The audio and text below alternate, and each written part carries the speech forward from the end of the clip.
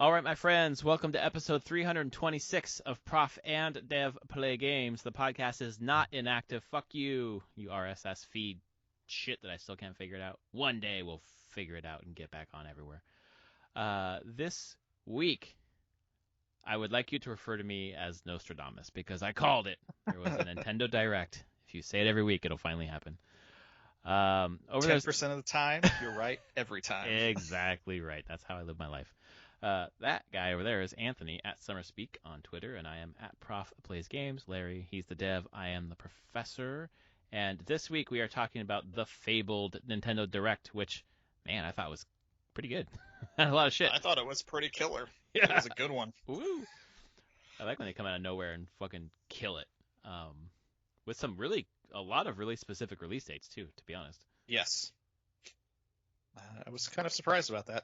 Surprised and not surprised, but it's pretty cool, and a lot of it's soon. Yeah. Honestly. Yeah, a lot of it's like March, April.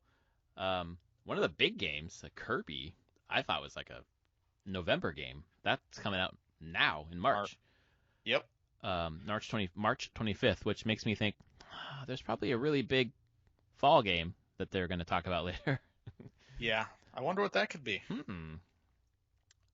It started off though with Fire Emblem, and I thought it was a new Fire Emblem. So did I. Oh, I got really excited, even though I haven't finished the other one yet, which I should get back to. But nope, Fire Emblem Warriors, which was a pretty good Musou game, called Three Hopes, using the characters from Three Houses. Yeah. And I'm very curious on this setting of this. I wonder if it takes place during the time jump. Because you skipped ahead, right? And you played. Yeah, I mean, your character jumps until it's like 5 years or something. Yeah, 5 years. Yeah, so I could see this taking place in that 5-year gap, where it's the different head of the houses, and what's happened there. But I was surprised. I'm pleasantly surprised. I always worry how these games are going to perform on the Switch overall, because my God, it even looks a little grainy in the video. They don't. That's why I don't get too excited about these. Even with the Breath of the Wild or Age of Calamity, like it doesn't run great. That's not. Yeah. The story is cool. Like we've watched the cutscenes put into a movie like 20 times. But I've only played probably 3 hours of that game just because it doesn't play super well. The poor Switch, it just can't handle this. No, it's too many things on screen. Yeah. Like that's not the type of game that runs well on the Switch. Yeah, and actually, one of the interesting things from actually doing work on it, it's less things on screen. It's the CPU. Like, so many things in that are actually just CPU bound. Like, the CPU is not that powerful. Right. So, your, what we call the game thread and just the actual, like, logic to run the game, you have to be very careful with. It's a lot easier to, like, tone down polygons and everything. And, like, the Fire Emblem art style works fine for it. They can do a lot of simplified geometry and stuff there. Yeah. It's just trying to run a ton of things on the CPU. Just doesn't make the Switch happy at all. Yeah. Which we'll get back to that in a couple games. I'll let you know. Yes, I'm looking forward to that. So I mean that's how they kicked it off, which was cool. Yeah, started off hot with the date too. That's June 24th. June. Yeah. Yeah, that's soon for the first time we've hearing about this game. So, and then they went into a game we have heard about before, but finally giving it a new date, or at least a final date, because it was originally supposed to be out before Christmas, but Advance Wars 1+2 Reboot Camp is now on April 8th and looks pretty cool. It looks really nice. It has a nice art style. I really enjoy the 3D that they've done with it. Yeah, it looked really pretty. On the splash screen or whatever, it said it was Nintendo Intelligent Systems. But I thought Way Forward was doing this for them for some reason. I guess I mean that they might be, but I mean, I wonder if they would be doing it would not have like their name on the front, because who knows about what the legal is on that. Trying to see if what the store. But anything Intelligent Systems does, I am so excited about. So Oh, definitely. And maybe if this does well enough, we'll get a new Advance Wars in the end. Yeah, I've never actually played Advance Wars, so um, They're fun, yeah, simple. rock paper scissors kind of Kind of, yeah. I mean, strategy. it kind of fits in with what you know of Fire Emblem, but just in a modern Yeah, setting, right. and like there's actual like kind of production going on, so you can make new units during the map. Yeah, Like territory control is more important in Advance Wars. So and yeah, that's a month and a half, which is like some of these dates are just so stacked together. yeah. It's pretty interesting. But one that's coming out in the summer, there was no date, but it said summer, and I need you to explain to me how the fuck this is going to work. No Man's Sky is coming to the Switch. How? When this got shown, I saw a bunch of people they're like, this has to be streaming. There's no way that this has to be cloud streaming. But I don't know. You watch the video. The video looks pretty muddy overall, like pretty Mm-hmm. heavily pixelated. Like The Witcher 3. Yeah, lower effects and everything. As far as I know, I'm looking at their page and from what Hello Games has tweeted, they've been working on this for a couple of years. There's been a small number of people, sound like 3 maybe, Mm-hmm. that have just been working on getting this to run on the Switch Wow. internally. They didn't give it to anybody else, which makes sense. No Man's Sky is a full custom engine, Yeah. the whole thing. And I'm sure actually their big bottleneck was the CPU, because the CPU in is used heavily in No Man's Sky to generate all the planets and everything. Like it's a CPU bound game in a lot of ways. But they did it somehow. I'm curious what kind of concessions had to be made, because I'm sure they're in there. I would have to imagine like I don't know, like all the multitude of planets you can visit or whatever, you can't in here. You have like a small quadrant. That's all you get. No, because the way that works, if they can do one planet, they can do all the planets. Okay, because it's like a seed-based thing, or Yeah, it's a pure seed-based thing. Like every planet is just a number. Yeah. And then that gets fed in and generates everything, all the creatures and everything. It's based on that seed value. Got it. So actually, like, yeah, if the system can generate a planet, it can generate all the planets. Okay, well, then that's okay then. But it's not streaming, because they had a game later that was streaming that they said was streaming. So this is not streaming. So this is they got it to run.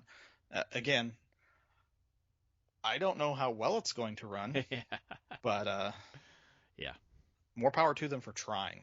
Are you? Or does it matter? Does it matter, or are you excited that Astroneer already came out on Switch?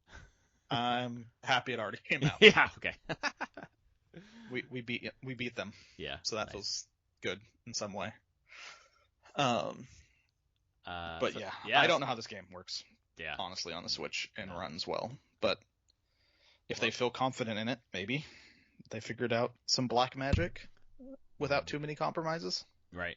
More power to them. They sold. I wonder how much. I wonder how many copies of The Last Campfire they sold on Switch specifically. I don't know. But you said it's been a couple of years, so they probably already. Yeah. They would have been committed before they had that kind of data. Yeah. And I'm sure it was more of it originally started as like, hey, can we even do this in any way? And so yeah, I'm sure there was just some basic research and investigation for the first like 6 months of being like, can we make this game run on a Switch? I have to. And then, sorry, go ahead. And we actually release it. I have to imagine, and you can tell me if this is true or not for your company, but like game developers probably have Switches, and they're like, wow, it'd be cool if my game was on this fucking machine. So, yeah. I mean, that's a pretty constant, easy way that most things get done on new hardware coming out. Wow, I have this new piece of hardware. I wonder if the game I'm working on could be on this hardware. Right. And then you see. But yeah, so that's in the summer. Yeah, and the next one is also in the summer, and this is one of the 2 announcements in this Direct that I've been waiting forever for, and I'm so these 2, nothing else matters, and the rest of the Direct was awesome, but it's Mario Strikers Battle League coming out June 10th. Finally having fucking Mario characters playing soccer again. It's been God. It was the GameCube, and then it re-released on the Wii. Because I think it was the same game because I didn't play it on the GameCube, but I played it on the Wii. Well, the Wii U. Yeah. But man, it's fucking like what, the most popular game in the world, and they haven't put out another soccer game in forever. I'm very excited. It's true. Yeah, no, it looks like a lot of fun. It looks like so much fun. My daughter's gonna love this. My wife's gonna have fun playing with it. This is gonna be great. I can't wait. Day one. Oh, I'm sure. Day one. It seemed like it was a shoe-in at some point to happen. Yeah. People have been bitching about it long enough. Yeah. It just seems yeah. like no-brainer. So yeah, it was cool. Again, just another game, and before the middle of the month or the middle of the year. So, next up they showed Splatoon 3 co-op mode, and Splatoon 3 is sometime in summer as well. I don't have much to play on Splatoon. I have never played Splatoon, so Splatoon's fun, but yeah, I've heard a lot of people that you like it. I have coworkers that are like, it's awesome. It is. So it's really great. The salmon run was really fun because it gave you like an objective-based kind of co-op experience as opposed to just the painting. But Splatoon, I'm pretty sure is fucking huge in Japan. Yes. So I've heard that. Just a massive, like this year, just based on this list alone, there are like a number of really huge Nintendo things happening this year. And we don't even have the two big ones. One Zelda and the other Mario here. Yeah. So it's cool. Yeah, exciting. I don't know what Front Mission is. Do you? Oh, I am fucking excited for these. All right, this is Anthony's part of the podcast. Please tell us what this is. So I'm trying to actually have to see if Front Mission 1 has actually ever come out in the US before. It was a Super Famicom game. It came out in Japan. It came out on the DS. Okay. In North America. So this originally came out on the Super Famicom in 95. North America didn't get it until the DS in 2007. It is a tactics-based mecha game.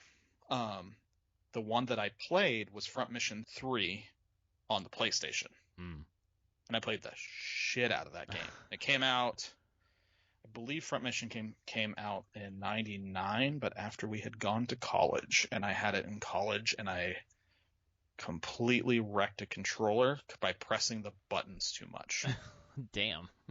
Like the confirmation, like the circle was confirmation. Right. And my circle button stopped working on my my controller. Front Mission 3 came out. It came out in 2000, March 23rd, 2000. So, my freshman year of college, I played so much of this game, and yeah, it's cool to see the first two. The first one coming out sometime this summer, the second one saying in the future. To finally get to play these, they're turn-based tactics games with mechs, and you can swap out arms and parts and weapons. And dang, that sounds fun. Go crazy. You can go crazy. But it is a turn-based strategy RPG. So yeah, I couldn't get a vibe from the video, which was not. If that doesn't float your boat, yes, this is going to convert you to that genre. I will tell you that. But you might enjoy it because if you're like, oh, a lot of games in the turn-based strategy thing are fantasy based. This is not fantasy. This is mechas fighting. And it looks like a neat update to it because it's I want to find the pictures of it. It seems like it's actually 3D with the whole thing, the picture, it's like actually being redone with 3D models and terrain, gridded, cool. Okay. Everything. So like it's not a 2D sprites it's not gonna anymore. be like a pixel thing. Okay. Nope, not at all. This is actual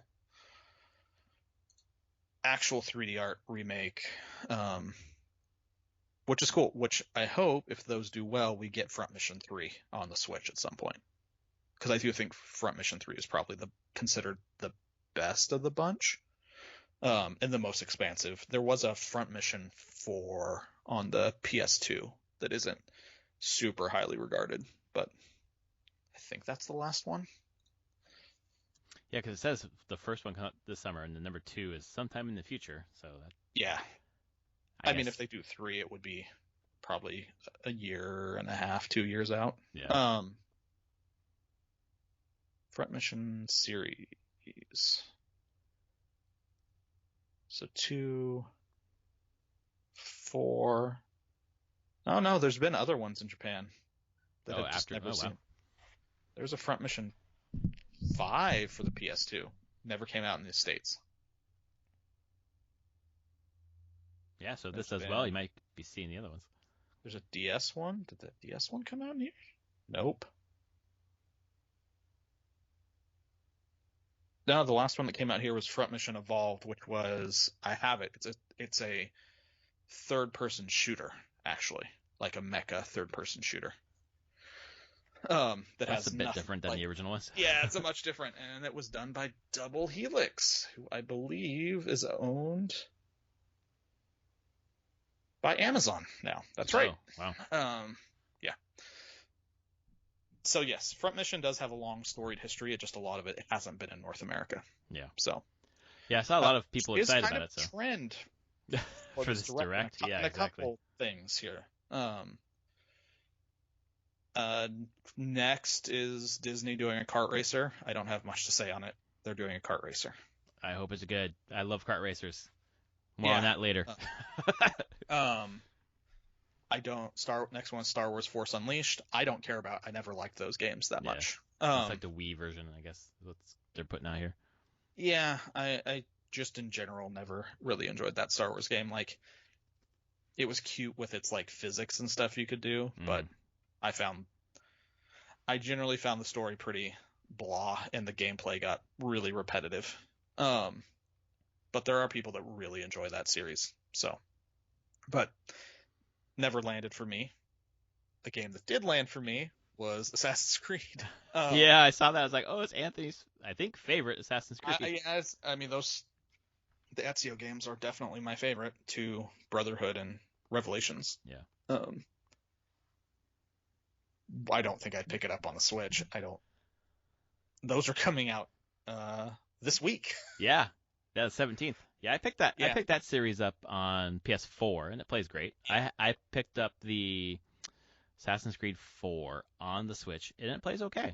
It really does. So I can imagine these will play okay. But if you have them, they'll play okay. If you can play them anywhere else. I mean, also, I keep thinking this now, and this is probably problematic for third parties on Switch. I'm going to have a Steam Deck sometime this year. Those kind of games I want to play on the go, that's appealing, but it will probably play better on the Steam Deck than on the Switch. Probably. I guess we'll see. I mean, that's the thing. Theoretically, the Steam Deck has more potential for problems. I'll give it that. Because it's Proton emulation. Right. Instead of being directly designed for the OS. Right. So, I think that is the key thing. Like, Valve is doing the best they can to make sure compatibility is all there and give the thumbs up. But I bet there's going to be miscellaneous problems in numerous games. Probably very minor, but that's what it's like to game on Linux. So right. And that's what their operating system is. So yep. They're going to do their best, and I think they'll do a good job. But is that going to work? It's not. I'm sorry, go ahead. Go ahead. Because you can load up like Xbox on there. So the Xbox app, I should say. So I'm curious how that's going to work. That's what, yeah. Because is it going to be the same kind of emulation? That's specific for the Steam. I mean, the whole thing's Linux, but is that emulation something that is emulating anything that's running on there, or only the Steam stuff? Everything running on it. Like, it is only running Linux. Right. Okay. So unless you can't, that's the thing though, you can, and they said you could format it and install Windows on it. Right. And they will have drivers for everything in Windows. And if you do that, then you can just run your Windows games on it, but you're going to have worse performance. Yeah. By probably a fair margin. But like, people that have been talking about like, oh, I want to play Final Fantasy 14 on this thing, you're going to have to install Windows. Really? Most likely. because of the network stack. Oh. It will not authenticate you with those servers. Your emulated client, unless you're going to be doing, I don't know. I could probably look into if people have found workarounds to play FF14 on Linux. Yeah. But I guarantee you it's not going to be straight out of the box. You're going to have to do some stuff to make sure that the servers are okay with your version of the client. Right. Not thinking you're hacking or whatever. Because people had brought up Lost Ark, which we'll get to. Yeah. Later in the thing, going, oh, this will be great on the Steam Deck. And pretty quickly was brought up being like, yeah, you will have to have Windows to play Lost Ark. Like, there's no way it's going to connect up to the servers on an emulated client. Is that the case for any multiplayer game? Probably. Dude, that fucking... I mean, I don't know for sure. So I don't want anyone quoting me on like this. I'm going to work, but general knowledge, there's going to be a handshake when you connect to the server with your client. Yeah. If something is wrong there, the servers are going to reject your client. And that emulated clients always run the risk of being rejected potentially. Yeah. Like Astroneer running on the Steam Deck will likely not be able to connect up and do any crossplay. Well, because the client is different slightly. It's running emulated. Yeah. And if it's running emulated, it's not going to be verified to run on dedicated servers. And I'm questioning if they'd even be able to see other people running the game, connect up to other people running the game on Steam or not. That suggests some problems with the Steam Deck because people are going to want to do those things. I know, and I don't think that's the thing that Valve can necessarily solve is the thing. Well, and that's fine, but are they out front saying this? Yeah, I don't know. Yeah. I don't like Astroneer. I don't think they've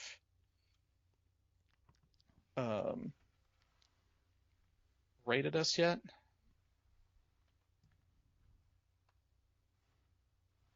Because they're Steam's just going through trying to verify games, and so like Team Fortress 2 right now says it's playable. The game may require some manual tweaking by the user. Yikes. Something. It says examples could be requiring user to manually select controller configs, needing to use touchscreen to navigate the launcher, they're like etc. Yeah. I'm pretty sure that could be a wide range of things. Etc. is server problems. Yeah, it's possible. It could be a thing of being like we don't. I think Team Fortress 2 already plays on Linux though, because it worked on Steam Bucks. I'm pretty sure everything Valve does, they already have Linux versions. Yeah. To begin with. That's cool, but I want to see what the compatibility is for other things. For me, who is going to play single-player games only, it doesn't matter. But wow, if you want to play multiplayer games, yikes. Or I think server-side games, I guess. Yeah, I think there's going to be some harsh realities that people are going to find on the most popular non-Valve online games. Well, these are already out in the wild, aren't they? I think yes. I mean, some people have already gotten them from I've seen some tech reviewers get them, but they can't review the software yet. Oh. I've watched 2 videos and they're like, we can only talk about the hardware and give you benchmarks on the hardware. There's a future embargo where you can actually talk about how shit runs, basically. How shit runs, not the performance. Like there were specific games they could talk about performance, but they couldn't talk about the experience of playing the game. Right. So we'll see on that. And Valve is still constantly working through compatibility, but it's still Linux trying to make a lot of games run on Linux. Yeah. And that's a pain in the ass. Yeah. I'm just going to say. Yeah. So. Well, the idea is promising, so I guess we'll see. Yes. But yes. So some of the stuff we see here, like Ezio Collection, you could totally play that probably on Steam Deck pretty easily. Yeah. Next was SD Gundam Battle Alliance. Sure. Yeah. I don't care. It's Gundam. The next one though, holy shit. Chrono Cross, the Radical Dreamers Edition, April 7th. Pretty close. So It is, and it's Chrono Cross remastered, which is crazy because this has actually been I think is a pretty hard game to come across. I don't think it's been outside of the PlayStation, has it? I don't think it definitely hasn't been outside of the PlayStation. I just didn't know if it had if it was ever like on PS TV or PS3 download. Right. Like, was it on Vita that you could download? Yeah, I was wondering. I'm not seeing. The video looks It's not really. It's not. Sorry, go ahead. Yeah, it's not listed as that. Like the Wikipedia has it that it came out in North America August 15th, 2000. And then the Radical Dreamers edition is the next thing listed, and that's when it's coming out for like all these other consoles. 'Cause it's not just Switch. It's coming for Windows, Switch, PS4, and Xbox One. Although I just played on the Switch anyway. Yeah. Like, the video looks a little, I don't know, framey, very framey to me actually. But I mean, like based on the trailer, it's like they've cleaned up the polygons a bit and everything. But this is Chrono Cross. yeah, Like this is more akin to what like when they did the Final Fantasy IX remaster. Yeah, right. And 8, like they're higher resolution, but they're not fundamentally changing the game. I didn't look So up, yes. I didn't look up the pre-order, the price on that one. Is it like a $40 game?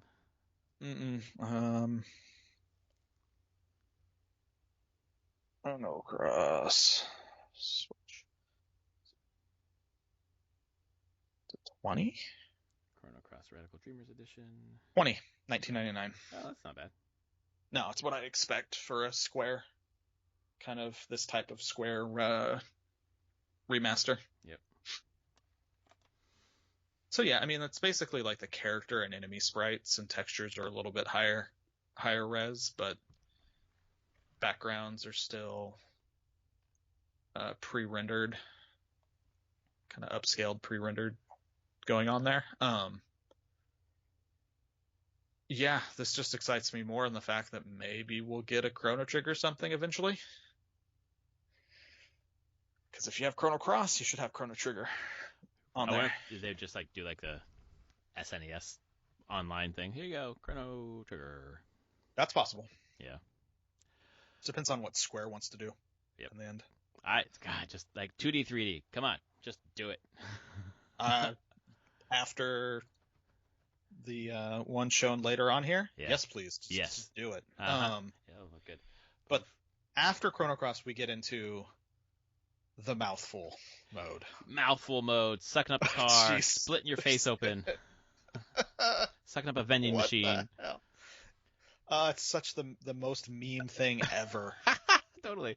Kirby and the Forgotten Land coming out March 25th, way earlier than I thought it would. Yep.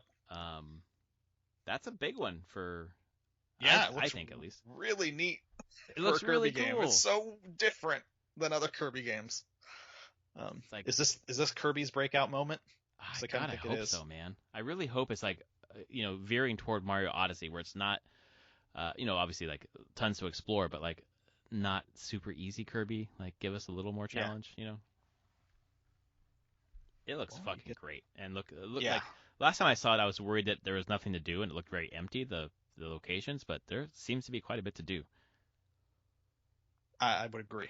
I think my daughter was gonna love this game. Yes. I can suck up a car and become a car? Yes, let's do that, Daddy. No, you don't become a car. Well, that's true. That's just like, of course you're calling it mouthful mode. Yeah. You just kind of partially and stretch yourself over You become a car. Skin on the car. The car. Oh, the memes have been so good on it. There's like Kirby skin over like Akira's motorcycle. I saw one come through. Oh my god, that's so funny. Kirby skin over like the cone of VLC player. I don't know. It's just like immediately this happened, and I was just like, man, my Twitter feed just started getting memes of this crap. That's a good sign. That's oh man, that's good. Yeah, it's very memeable, so it's good for that game. But yeah, it's soon. And that Uh, was a big one. It looked really cool. yeah, and then the next one was huge. I thought. I knew that it was coming to the Switch, MLB The Show 22, but I actually didn't know that the cover athlete was Shohei from the Angels. Um, Which you had to explain who that was to me, because I have no clue. yeah, Shohei Ohtani is a two-way player. He's fucking like he's an amazing pitcher, and he was the home run leader for the AL, I think, and was went to the home run derby and all that shit. Like he's like Babe, he is literally like Babe Ruth, in terms of doing both really well, and like once in a not even generation, like a fucking century talent that like no one has seen in baseball in forever. Um, and just seeing him in the Switch thing was like, holy shit! I forgot this is coming to the Switch, but man, he's the cover athlete. That's of course makes sense, and that's crazy that he's in a fucking Nintendo Direct. I'm sure he has Yeah. like a marketing deal with fucking Sony Sure. to do this, but Yeah. dude, so cool. And there's no curse, right, on these covers? Not that I'm aware of, no. Okay. The show doesn't have a curse. No, All right. well, I don't know. Puig, no, it's not like Madden, but Puig Yeah. for the Dodgers was on there in 16, and then they won the World Series in 20, 21, one or two. Puig though went to fucking hell, so maybe for him. Who else has been on there? No one that's had anything majorly terrible happening to them that I can think of. Okay. So I'm gonna go with no. But I will definitely not play the show on the Switch, but I'm glad that it's going to be there. Not streaming. The next one, though, is Not streaming. Yeah, I mean, it's Kingdom Hearts. This has been announced, but it's finally coming. It's already out. Came 3 days ago, yeah. Yeah, it came out on Thursday.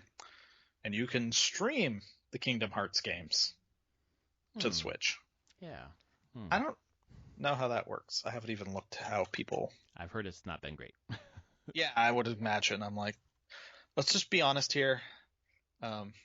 Streaming tech is a great idea. It just hasn't worked out, I think, at a level that people are okay with. Yeah. So that's not an experience that I think is that you should be paying for. Yeah, pour one out for Stadia. Oh my God, my controller's just sitting in my drawer. Every time I look at it, I think you knew. No, actually, every time I look at it, I think, are you doing the same thing with the Steam Deck? Are you sure you want to get a Steam Deck? But at least for Stadia, I didn't pay very much. But Jesus, Yeah. what a fucking nothing. Ugh. My prediction is that your Steam Deck will get used more, but still not that much. Yeah. Because I have a feeling when you're in a place that you could use the Steam Deck, it will be a place where you're just at your computer.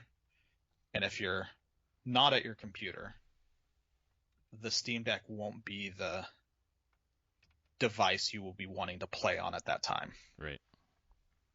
Because you'll be in the house, your daughter will be around, so you'll be doing stuff there. Or you'll be at your couch and want to play on the TV. Hopefully, I don't know. Life eventually goes back. It's a weird space, basically. It is.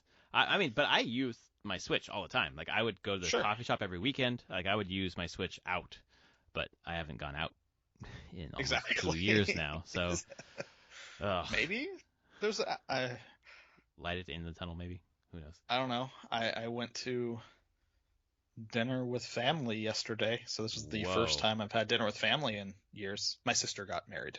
So, oh, wow. Yeah, just a courthouse marriage thing. They didn't want to do anything big here, but they just did a small family dinner after that. But it was weird. So I was just like, I've been out with my wife once in 2 years to have dinner in a restaurant. Pre-Omicron going crazy. Yeah. And everything's fine now in Seattle on that front, but I was like, man, I'm actually like at a restaurant with my family. This is weird. That would be surreal. Being at a restaurant is weird. I don't know if I like this. Yeah, exactly. Starting to twitch a little bit. Yeah, it's an odd feeling. Like, so when everyone says going back to normal, I'm like, no, I don't think normal. There's a new normal, I think. And it's not what was 2 years ago. Well, I was talking to my wife about, like, quote unquote, going back to normal, going out to like a concert or a movie theater. I'm like, I can't imagine not wearing a mask.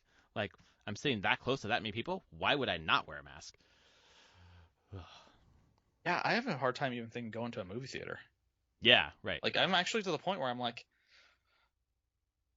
it'd have to be something really special, and I don't know what that is anymore. And the movie theater where I wanted to go see the really special movies, like the big blockbusters, just doesn't exist anymore. The one that the Balmer owned? Not Balmer. Oh. Vulcan Industries. Paul Allen.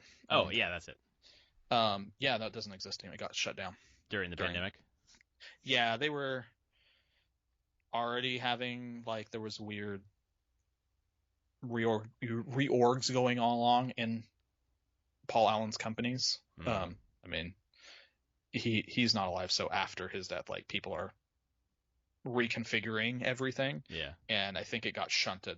It was the Cinerama up here. It got shunted right. to under a different division that just didn't know what to do with it, and so they kind of just shut it down quietly as the pandemic went along. Yeah. And at this point, I'm like, it's not going to reopen. My only hope is that Bezos is jealous that Netflix bought some famous theater in LA to show their movies. Oh, I didn't even know that. And yeah, there's Netflix owns like a really famous theater in LA now, and they can do their premieres at there. Mm-hmm. And I'm like, well, is Bezos going to be jealous enough that he wants to buy the Cinerama up here just to have it? Because it's right next to Amazon now. He's too busy taking towers. apart bridges. Yeah, and he's not part of Amazon anymore. Yeah. Amazon in that way anymore. Yeah. So my hopes are dying there that theater will ever come back. And if that theater doesn't come back, I don't really give a damn going to an AMC or any of the other ones to see those. Like, I went to that theater because it was an incredible experience to see a movie in. Not just your multiplex. It was a single giant screen. Yeah. And it was incredible. It was such a good. For a lot of the pandemic, like, I know they're not doing it as much now, but like they would stream the openings or whatever. Like, we're just so used to watching at home now. Like and that's fine for the most part. I'm like, I've gotten used to being at home, and I know it's not the same experience. And again, that's the thing. I would probably, if that Cinerama was still around, I would go see, eventually when I was comfortable with it, the next big blockbuster, because it's just cool being in a theater that like a bunch of nerds are in, are just enjoying it. And people going to that theater were generally all super fans, not jackasses, not talking. Like, we're there for the experience to see this movie. So it's a lot of cheering and just experience of the movie. And I enjoy that, but that doesn't really exist. So now I'm sad, and I don't get to do that anymore. Yeah. So I will probably just continue to stream things. Because the one thing that I have noticed is even the stuff that is not streaming on day one, it streams really quickly after now. Like, within 2 months tops. Damn, that is pretty fast. So like, yeah, I've been shocked how quickly stuff just comes to streaming now, which makes sense.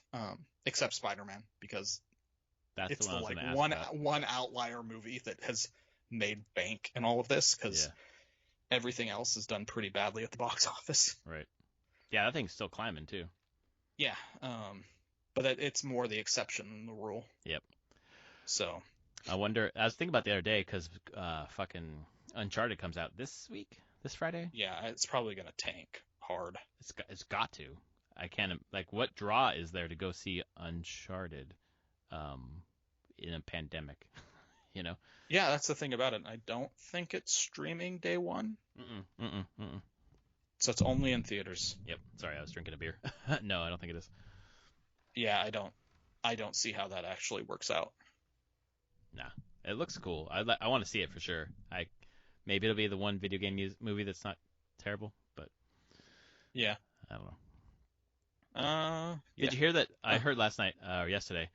Nolan North is voicing the audiobook, the novelization of that movie. Good. Yeah, that's pretty cool. Oh.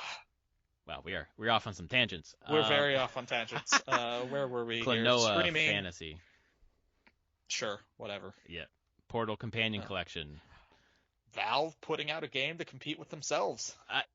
Isn't that interesting? You're about to have your Steam Deck. What are you doing? Selling software, which makes them far more money. Yeah, so true. Um, it's Portal 1 and 2, right? Like, yeah, it's bundle? The collection. Yeah. Yeah. The next one is one people have gotten very excited about. Live. I've never heard of this game before, but I'm in. People are very excited about Live A Live or Live A Live or whatever the fuck, however you say it.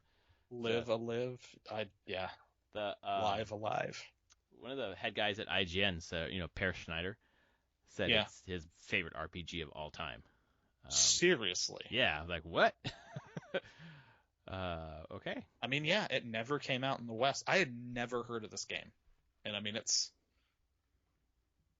was a Square game from in the day. It's got the 3D, 2D, 2D, 3D. Yeah, but the remake is using the HD 2D. Thank you, HD 2D. Engine 2D that was used in Octopath Traveler, which is being used in Triangle Strategy, and hopefully soon will be used in Chrono Trigger. Yes, or let's get it done. Honestly, I would have said Final Fantasy VI, but they're doing the pixel remasters on those. Yeah. So, hopes are dashed. Chrono Trigger then. I think Chrono Trigger would work really well with it. I don't see how they can't do that if they've done this, which looks like it. Yeah, it has a lot of similarities, doesn't it? Yes, it sure does. The time, jumping between time periods. Prehistory, yeah, all this. It's just like, is this Chrono Trigger? Nope. So yeah, that's the summer, middle of the summer. I'll probably pick that up because why not? I'm a JRPG fan, and I'm all here for obscure JRPGs. Mm-hmm. Gotta support them. Keep it coming. Speaking of obscure games, I don't know if you heard of a game called Wii Sports. Yeah. Took them a while, but they're bringing it. Nintendo Switch Sports, April 29th. Oh, this is gonna sell so much money. It's gonna make so much money. Fucking money. So many. Gonna break so many TVs. I read someone who said, "Why didn't you put this out before the holidays?" But they wouldn't have sold any more Switches because they didn't have Switches to sell. So exactly. Doesn't matter. It's fine. Yeah. But it's cool. Although, what the fuck is it called? I can't remember. I own it. It's 51 games. Ring Fit. Oh no, the 51. The 51 Clubhouse games. Yeah. Has a lot of these games in it. Has bowling. Like it has a great bowling. We play that bowling quite a bit. But whatever. It's got the name. I think it's $40. $40. I think. Something like that. Yeah. It wasn't like a full price game. Yeah. Yeah, it's gonna sell a ton. Yeah. Holy crap. Yeah. And honestly, I wasn't expecting to have one of these. No, me neither. Because it had been so long, and they've done like Ring Fit and other things. So I thought Nintendo as a company had just been like, oh yeah, we know we have done other things to fill that gap now. But nope. And Ring Fit is, I think it's number 10 of the top 10 Switch games that they've sold. Like that's one of their hits. Thanks to the pandemic, I think. But oh yeah. I had actually looked at the best-selling Switch games recently after this direct. And Ring Fit Adventure, is number 10. Number 10. At 13. That 13.5 million. We'll get to the number one game. Oh yes. It makes a lot of sense why Nintendo's doing what they're doing. You'll hear me lose my shit when we get there. Taiko no Tatsujin. I do actually know what this game is. I played it in arcade in Japan, with actual like full-on taiko drum. You're just banging on a drum at the rhythm, right? Yeah. That's cool. I mean, in the Switch version, I mean, it doesn't have the controller and stuff, but this was a big popular arcade game series from Japan when like DDR was super popular and everything. Right. Play taiko drum. And it has many versions that have come out through all the consoles in the past 20 years. So, it has a small but dedicated Western audience. So, that's cool. And then we get to Triangle Strategy because they can't choose a better name. Oh, God, every time. It's like, what the fuck is that? But it looks good, and they released the prologue demo. It's not even a demo. It's 3.5 hours of the game, isn't it? Yeah. It's chapters 1 to 3 of the game, and that save can be loaded into your retail version. Smart. So they did that with Octopath, and I think Bravely Default and Bravely Default 2 they did the same thing with. It's pretty standard strategy for that team. So I downloaded. I've played the first mission of it so far. I will probably play more. It's really pretty. It's the closest we've got to a Final Fantasy Tactics in a long time. Yeah. More unit. So that's the thing. It's not Fire Emblem. It's somewhere between Fire Emblem and Final Fantasy Tactics for like scale of battle, but it has more of a tactics combat system than the rock paper scissors of Fire Emblem. So it's really not related to the gameplay of Octopath then? No, not at all. Okay. It's a completely different game. Yeah. Next up was Cuphead, Delicious Last Course, dated. Finally getting his last DLC. I will never play it because, god damn it, I'd probably break many controllers playing this game. Yeah, it's fun in the early stages, and then I was like, yep, I'm out. Although I do like the checkpoint system, or not checkpoint, but where when you're on a boss or whatever, and it tells you this is how close you got to the next, stage of the boss. And this is how close you were to the end. That's kind of motivating. Oh yeah, I don't think it's no slight against it. I think it's a very well crafted game. Just it would be a game that would like tilt me so badly, which is fine. That's why I won't play it. Which is also why I won't play the next update for Metroid Dread. Oh my god! Don't get hit. One hit, one kill. You're done. Yeah. But also, I think they had an easy mode too, where they did add an easy mode as well. Yeah. So they basically went both directions on the difficulty, which is great. And they were going to introduce a boss rush mode in the next update. They not the one that just came out, but I think the one they said there'll be a future update that's going to have. I think it's April. Is that right? Yeah, there's one available now, and the one coming in April. Yeah. Which has the boss rush, which can be fun. Yeah. It's cool they're doing new updates for that game. That doesn't seem like a game that they would normally do updates for. No. This is a new Nintendo in some ways with this stuff. I'm glad that they're slowly getting in the train of being like, oh, people expect their games to have some level of updates coming out. And especially if you want to if you want to keep people engaged with it, because there is so much that comes out now. And next was Nintendo Switch Online stuff, which as soon as it started, I'm like, oh, that's Earthbound. And it's great. I love Earthbound. And then it was Earthbound Beginnings, which is the NES Mother 1, the first game. Which is great. And I was sitting there, I was like, are you going to do it? Yep. Come on now, please. But and Mother 3 was a GBA game, and they don't emulate GBA yet. True. I'm waiting for when the GBA emulation comes around, which I guarantee will happen at some point for Nintendo Switch Online. Oh my god, I hope you're right. I love the GBA. I assume an actual localized Mother 3 will be there. That would be pretty big.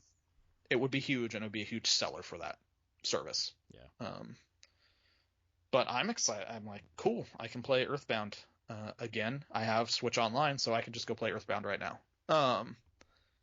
And that's cool, because Earthbound is such a charming JRPG.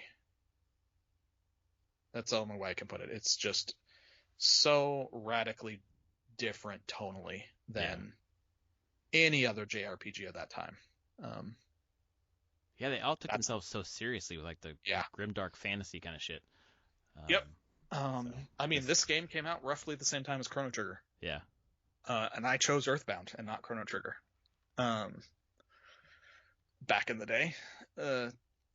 And Earthbound, I still remember very fondly. I enjoyed that game a lot. Yeah. So yeah, I'm excited for that. Next was Zombie Army 4, Dead War. Next. I was the way that you announced that, I was like, whoa, he's really excited about this. Nope. Let's go to the next. Getsu Getsu Fumaden. Fumaden Undying Moon out now. Yeah, I don't know what it is really. That was like demon brawler game kind of thing. Was this in the montage part? I think so. Okay, because I missed a couple of these on the first go round. Yeah, the next ones, like, none of these are like, for me, are huge ones. Lego Brawls is Lego Smash, basically. Yeah, when I was watching the video, I was like, is this like an environmental beat 'em up or is this a Smash? Yeah. It's more of a Smash, I think. Huh.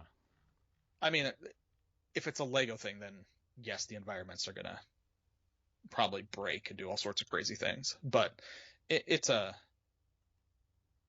think it's more that a Smash. They're like fighting game, Lego fighting game. Then 2 Points Campus was in there as well. Yep. I don't think I'd play that on Switch. Nope. I want to play it, It's not cool. on Switch. It's cool. It's coming to Switch, but I'm not going to play it on Switch. Exactly. And then we get to two final announcements. I lost my fucking mind, Anthony. I almost cried. As soon as I went downstairs to see my wife and daughter, I was like, I gotta fucking show you this thing.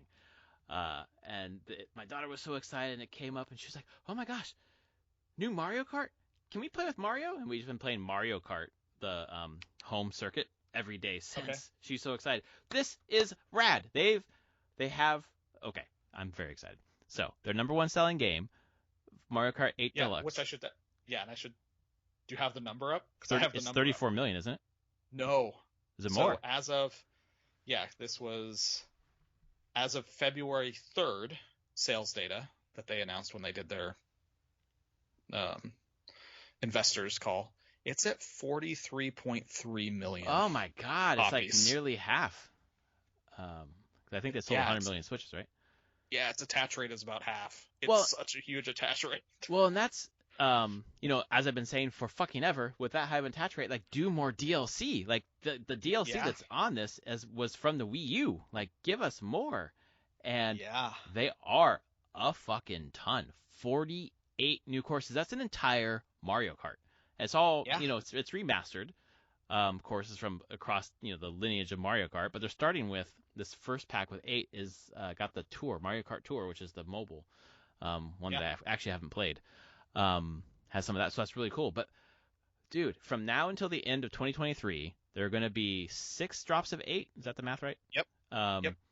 So no Mario Kart 9. This is our platform, and it's fucking the thing that blows my mind. I would have paid $60 for this. It's $25, or you just do the expansion pass for Nintendo Switch Online. You have it for free, along with the other, the Animal Crossing, Happy Home. Plus the N64 games. The value of this is unbelievable. What the fuck? Yeah, it's really good. And this answered my question of what are they going to do to keep that expansion pass a great value. And so now I'm wondering, they did you get the Animal Crossing expansion, the $25 Animal Crossing expansion free if you have the expansion pass. You get 48 new Mario Kart tracks for free with the expansion pass. Yeah. So part of me wonders, I'm like, okay, what's next then? Is this going to be a consistent thing where if you have the expansion pass, like their biggest games are going to get DLC now to put into that expansion pass? Because they've got the 2 top sellers. Animal Crossing New Horizons is at 37.6 million now. Yeah. There's not going to be more Smash, unfortunately. Yeah. Because that would be the next one on the list. Not Breath of the Wild. There could be updates to the sequel to Breath of the Wild that might go into this pass. I mean, they could have expansion,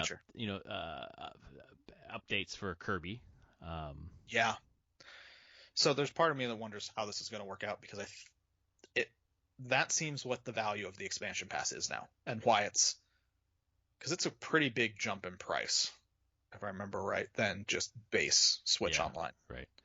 But it's worth it if you're getting this stuff now. Well, And yeah, like most people who have Switches have these games. Be and honest. exactly, and put a lot of time into these games. Like if my Yeah. daughter was still way into Animal Crossing, we would have already gotten the pass for that. But Yeah. now that this and the first patch or first whatever, the Wave 1 comes out March 18th. 18th. Yep. I 1 month.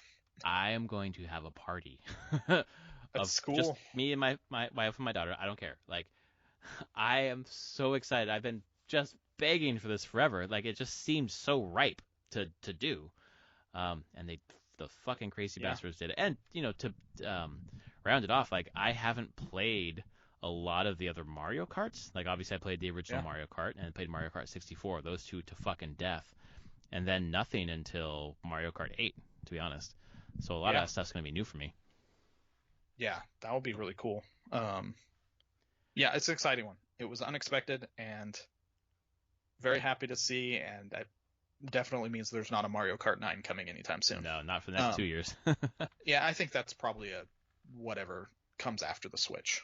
Right. They will set up Mario Kart 9 as a platform for the new Nintendo Switch or whatever the hell they're going to call the stupid thing. Right. And then they ended with the thing that I had heard rumored was probably going to be shown at some point. Xenoblade Chronicles 3, which looks incredible visually. It does. I love the art style. And I'm a sucker for JRPGs, so I'll probably get it. It has such a distinctive landscape style. Yep. It's just so massive. It is, and they make it work on the Switch. I mean, I still have Xenoblade Chronicles Definitive Edition. I could play through. I need to play through that. I've never played through 2. All I remember 2 was like big boob girl. Oh, that's like 2, right. 2 was Pyra. Yeah, 1 wasn't really bad. 2, I'm like, the only thing I remember from the trailers is like, oh, holy shit. Well, and they put her in like, Smash, so. Yeah, you're just like, whoa, okay. Yeah. Hi there, anime. This is anime as fuck. Yeah. I mean, but supposedly it closes out like this trilogy, effectively, which is cool. It's Monolith Soft. It's the same guy who did Xenogears back in the day. All the Xeno games are him. They don't necessarily tie together to each other, but it's crazy to see that 25 years later, he's still making games. Him and his wife are still making games, moving forward with their Xeno games. And Monolith has been around forever at this point. Well, and they've stepped in on Breath of the Wild, and I think they're doing Breath of the Wild 2 stuff. Like, yeah, dude, that's exciting. I wonder if at any point, obviously not this year now, but like, are they ever going to bring Xenoblade Chronicles X from the Wii U to the Switch? I don't know. It feels like they would have done it by now. It's so weird. If they're bringing fucking, what's the one you just picked up? How does that even fit in? Fit it in terms of the timeline? Story, I don't fucking. That's my thing. I'm like, is it a side thing? Is it a? Oh, I thought it was an offshoot. Yeah.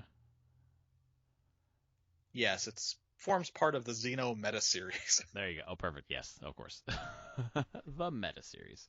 No narrative connections to Xenoblade Chronicles, like the first one. It is just a spiritual successor. So it is a complete and total offshoot. I probably put 3 or 4 hours. Did you play it when you brought it for me? Yeah, a couple hours. Yeah, that's about what I put into it too. Yeah. It looked cool. It was fun. Yeah, it looked good. It played well. I just didn't, I don't know. Yeah. My gaming ADD. Yep, I have it too. So there's too many things that come out. I got to try them all. Too many shinies. It's important. They're shinies. But it's for your job too. You have to. I just justify it the fact that I should, because it's my job, and I should be aware of what's going on in the market and experience what's going on in the market as best I can. Yes. So that's how I justify it to myself. But we'll see if that's actually a necessity. But that's the Direct, and it was a great Direct. I So really like this direct. good. Oh my god. It had new things and old things and remakes of old things. And new things That, for old things. yeah, that just was exciting. I mean, Mario Kart 8 came out in 2014, I think. 20 Yeah, a while ago. And it's like still getting new shit in 2022 and 2023. Like that's 10 Yeah. years of that fucking game. Well done. Yeah. Kind of, if you've like perfected something like that, same thing as Smash, like what next? Like just use it as a platform. Like the Yeah. fucking idea that they're like, yeah, we're not going to make any more content for Smash is just like, why? Were you seeing no return on the investment? Maybe. Well, I mean, Sakurai, I know, wants to move on. Sakurai was done. Yeah. Basically. Yeah. Like, which makes sense. And I don't think, listening to interviews, it just doesn't sound like Nintendo wants to do a Smash without him right now. Yeah. And is not interested in moving forward with that. So that's crazy though. They supported Ultimate for years, longer than any other Oh Smash. Yeah, no, I'm not complaining. I'm just surprised. He's got a team. Like it's not just him, but maybe it is mostly him. So. Does he have a team? Oh my god, he doesn't make the fucking game by himself. No, he doesn't, but it's a weird thing. I know his wife makes the UI. Because him and his wife are Sora Limited. Right. They are not employees of Nintendo. There is a team at Nintendo making this. Well, Bandai Namco that they worked with. Yeah, that he directed, but they don't report to him. It's a weird situation. Yeah, right. So like, yeah, I don't know. I'm pretty sure I was reading things that like the fact that there was even like new like Smash Brothers Ultimate to begin with was because of him. Like he was the only one that convinced them, Nintendo, and Nintendo was only like put trust in him to do it. Yeah. If he wasn't going to do it or wasn't interested, they were not going to do it.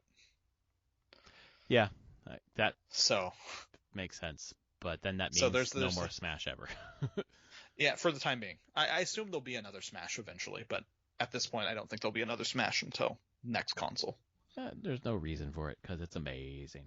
So. That's the thing. It's so huge. I think they just are like, nope, we've finished this platform of Smash, and it's because it came out in 2018, and it got updates through 2021. Yes, right. It's crazy. Last one was Sora. Yep, that was the final one. Which finally did it. He finally did it. So yeah, this was a great direct though. I was really excited. I was missing a strong Nintendo presence. Yes. So and this is just like, here's what we have except for Xenoblade. Here's what we have through the first half of the year. Like everything's up through July, bitches. And then like just imagine what we have for the back half of the year because that's when the games are supposed to come out. I can't imagine. They still have said in the earnings call or whatever that Zelda's slated for 2022. Who the fuck knows? But they've got to have something else too. Yeah, I'd expect something else.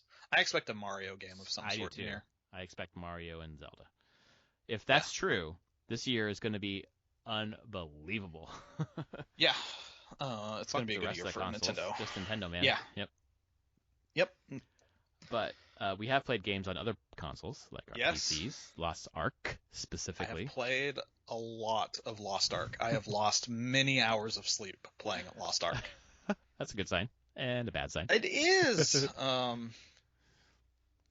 I wasn't really going to play necessarily, but I got convinced by people at work checking it out, so I think Monday night just bought a Founders Pack to play. Did you buy like the bronze 25, one? 25 bucks. Okay, cool. The middle one. Yeah. I was just like, here's 25 bucks. Yeah. Let's see what this is. I enjoy it a lot. It's from a mechanics and play standpoint, and like there's a level of quality that I wasn't expecting there to the animations and flashiness of it, and like just the general game feel of it. The story is trash. Oh my god. Kind of trash. Like that's the other thing. I'd say it's weird because like the first chunk is pretty trash. It's I wouldn't say inane. it's Ugh. worse than Diablo 3 though. Diablo 3 was worse. It's so bad though. Like I try to I want to engage in story. That's what I love games Eh, for. So I don't try, engage. and You I'm like, just move through it. I just gotta skip this shit because this is Yeah. awful. It's really bad. But it sets up some like them showing off some like cool set pieces. Mm-hmm. Later on, like there is some set piece like encounter design that I would never expect out of an action RPG. You're like sliding down chains during a castle siege to take out people behind lines to open gates and the whole thing. Like it's epic, huge epic battles and encounters, and it feels amazing.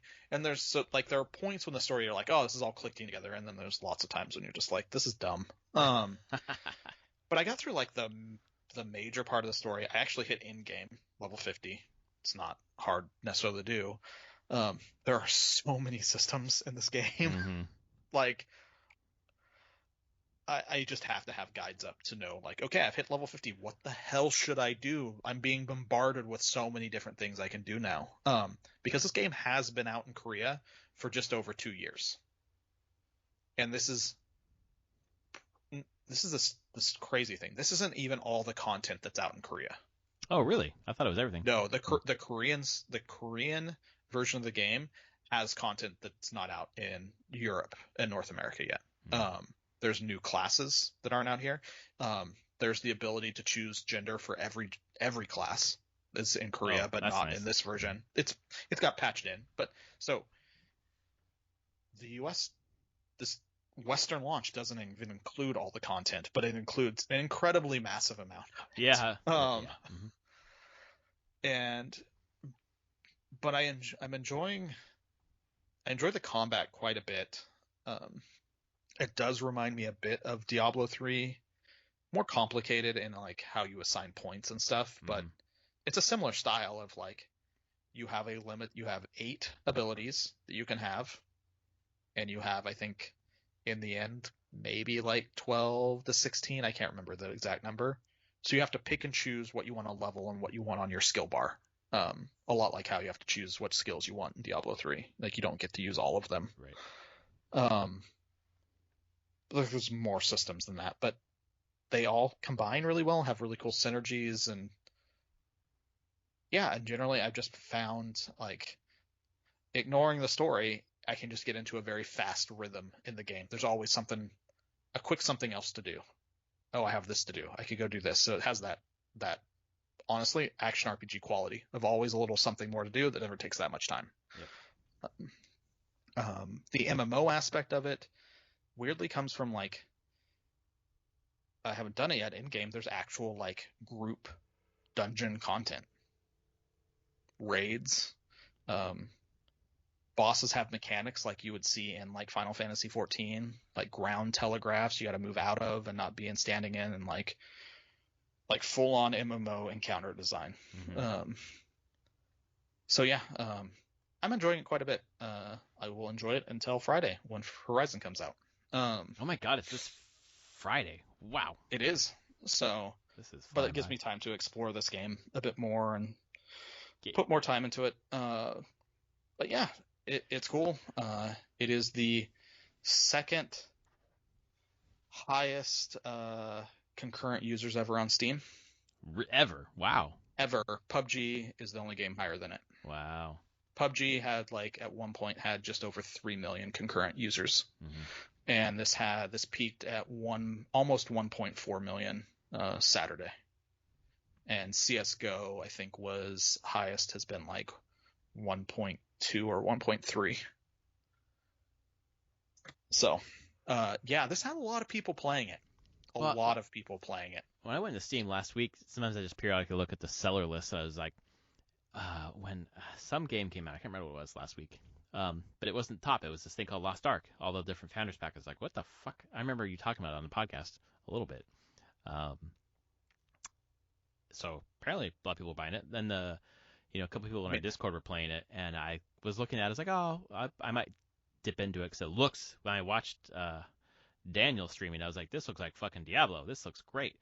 But it was Thursday night, and I was like, it's going to be free tomorrow. I'm not going to spend $15 Yeah. on a Founders Pack for 11 hours early that I'll only play 20 minutes of. But Travis had the same, except for Travis actually bought it. But yeah, I dipped into it on Friday night, and chose an assassin, and I think I went the Shadow Hunter job or whatever. And it feels good. I'm playing on the controller.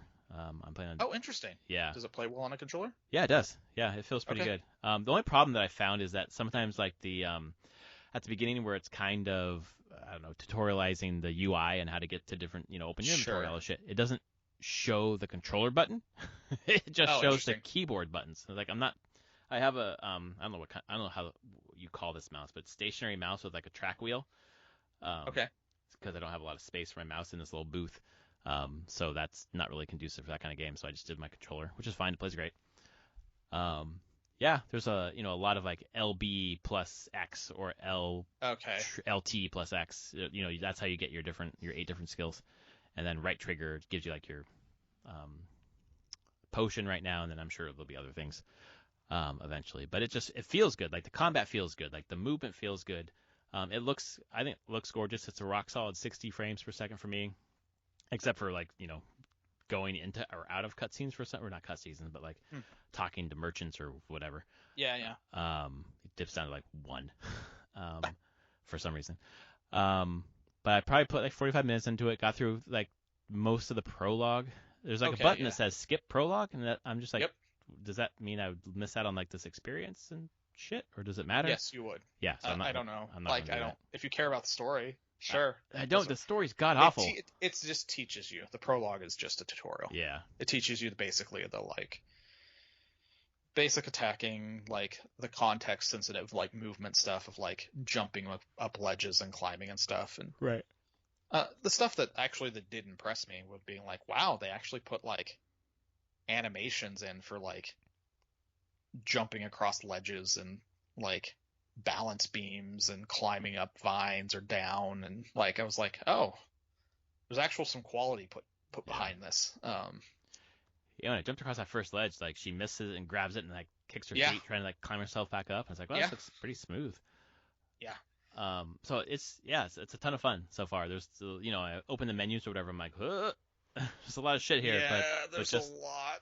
There's a fucking ton, but just the beat 'em up quality is cool. But everyone had said, you guys had said, and whatever I'd read, that the story sucks. I'm like, okay, yeah, stories suck, but usually I find something interesting. It's not just that it's bad in the first 45 minutes, but you're bombarded with like, you finish the thing. Okay, you start a quest and like there's like 7 or 8 or 9 text screens, and then you go and do the thing for like 12 seconds and then come back and it's another 12 text screens. And it's like there's way too much of this bad story, which makes it seem worse. And I'm just like, I'm ready to just like, be through it or, whatever. Yeah, you can just get through all of it so fast to get through it. Basically, it's good versus bad. Yes, story. Exactly. There's demons eventually. And you're just like, demons. Nonsense. Cool. Like we must restore the balance in the void and the abyss. Like, shut the fuck up. Oh my god. Yeah. You could not think of anything more creative than that. The better stories though are later, because the game is huge content wise, like enormous amount of just zones and content, and so you get to like level 30, you get a boat. And you can just start sailing the oceans. Yeah. And there's like 91 islands and a couple continents, and they all are zones. And continents are like multiple zones, and usually they have like full story arcs on the continents. And I've done 2 continents. You just follow the main story and it takes you through them. And like, I think it was the second continent I went to, like, and it was like you get there and the story of that continent is very much its story. Like there's this over-connected thing of like you're trying to find the arcs in the game. That's fine. That's the big thing. Find the arcs to beat the demons. But when you go to these islands now and these continents, they all have their own story.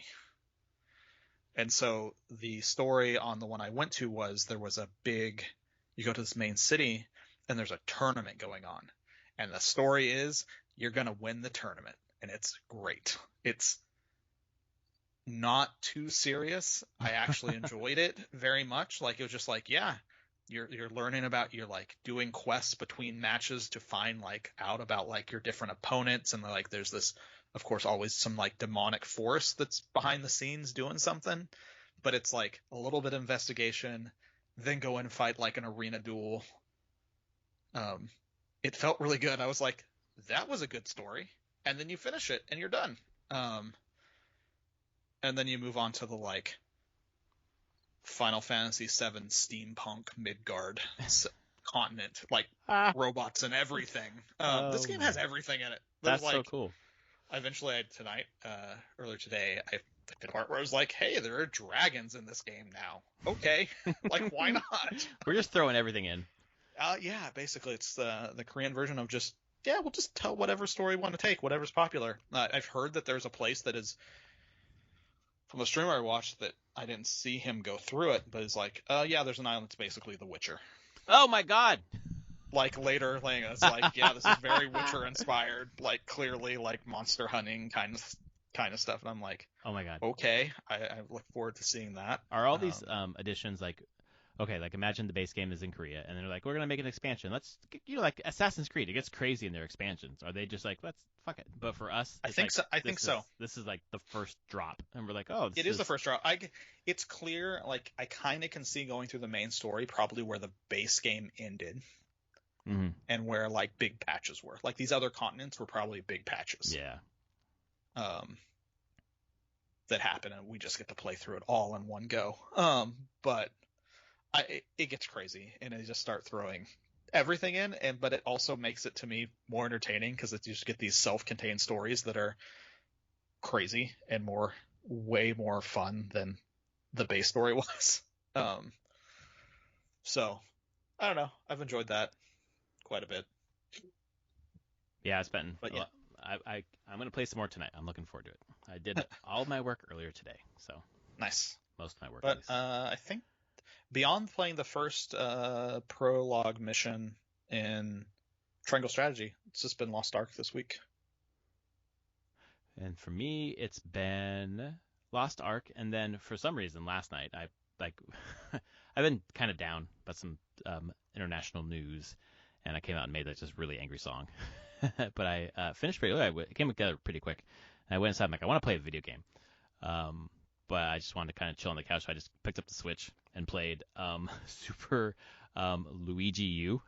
It's just like those quick, really tough platforming levels in Mario Wii U Deluxe or whatever. It was a ton of fun. It's so fun. But I forgot. And I don't know if this is the case in any other Mario game, but Luigi is so slippery. He just slides so much. It's just like, it feels so fucking exaggerated in that game, just for to amp up the challenge, I guess. But I don't know, I just felt like a fun little platformer. And then my daughter and I this week have been playing no games, believe it or not. Every morning that we are together, we always play games. And then with her mom, she watches shows. But I was on Disney Plus, which is where she watches Spidey and His Amazing Friends.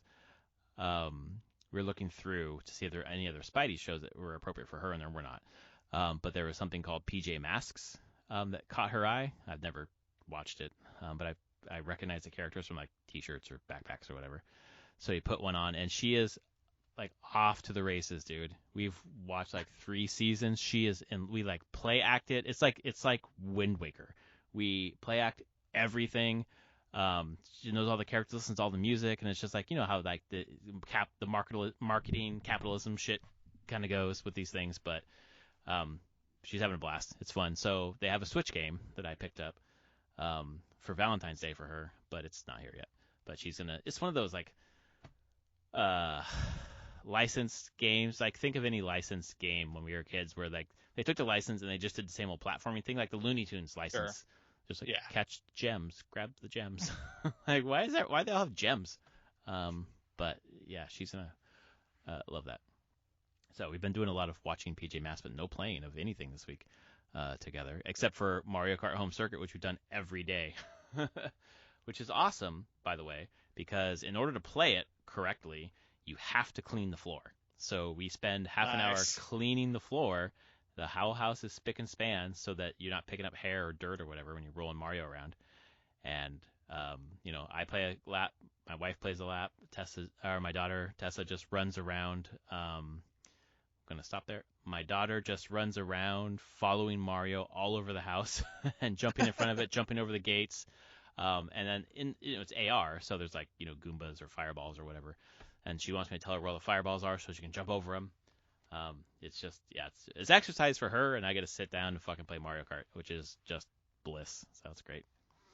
That's awesome. Yeah, it's great. They should. Yeah, it's good stuff. You can fucking. I've gotten to the point now where I know how to cheat the game. So you draw the course around your house. You don't have to follow the course, but the AI characters do. So I do like these really crazy zigzags, and I did it all the way down the hall, this big zigzag, and my wife was playing one level. She's like, "What the fuck is this?" And she was going back doing the zigzags. Like, no, you go straight. They have to zigzag. She's like, "Oh, you're cheating." Like, yes, I am. You're like, I've broken the system. I have. I figured it out. I've min-maxed this thing to death. I can see the matrix. So yeah, that's been just a ton of fun. So, ow, motherfucker. I just punched my keyboard. So yeah, that's about it. I'm gonna play some more Lost Ark, and that's Nice. Yeah, it's. I think that's all. So all good. Cool. Well, this is episode 326 of Prof and Dev Play Games. We went for a long time tonight because we have this huge Nintendo Direct and a bunch of Nintendo Direct tangents. If you like us, rate us on your podcast service of choice. We are still working diligently to get back on those fucking things. And we will see you next week, where I will not predict anything we'll talk about. Yeah, nothing to predict now. No, nope. We'll talk about Horizon. I'm sure. That's right. That's for a certainty. All right, folks. Review embargo drops tomorrow on it. That's right. Yep. So we'll see. Yeah, I gotta. Yeah. Any prediction on how that's gonna go? I want to predict that it's gonna be 9s out of 10s. Yeah, that feels. Right. I really want to. No less than 8s is my thought. Yeah. But I want to believe that Gorilla has improved any of the shortcomings from the first game, which was already great, and just made it better. Did you see all the accessibility options? Yeah, they're huge. Yeah, so it's massive, man. It's cool. Yeah. So next week we'll talk about it. Sounds good. All right, folks. We'll see you next week for episode 327. Right. Later, everyone.